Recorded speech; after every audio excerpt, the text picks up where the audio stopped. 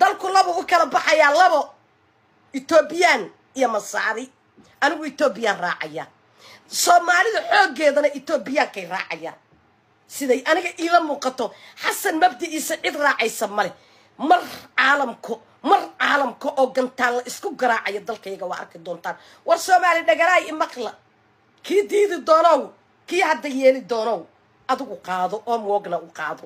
mar caalamku wadankayaga waa isku dilayaan waa la shaki waana biyo kama dhibcaan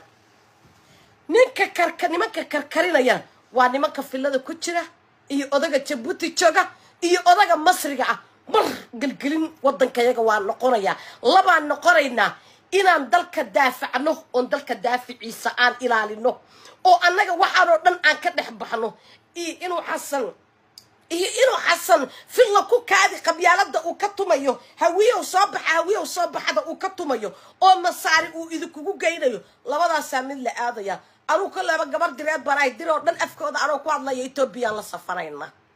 raxwayna waxaan u malaynayaa Ethiopia la safan doonta daaroodna waxaan u malaynayaa Ethiopia la safan doona beelaha kale dhaxana waxaan u malaynayaa Ethiopia la safan doonaan Masaari iyo cidaawiye alayna waa israaci doona labadaasaan u kala baxayna ninkii been u haystowna maanta maalin aan ahay baad ogaan doontaan waana waxa filla ku kaadi lagu karkarinayo oo Masaari ku karinaysa habeen ilaahay kana airportka waxa ka soo dago baa ka soo daga habeen ilaahay kana Masaarina waa joogtaa xamar gudaheedu waa ay joogtaa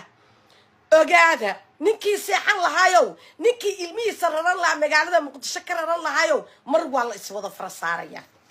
taas waa intaas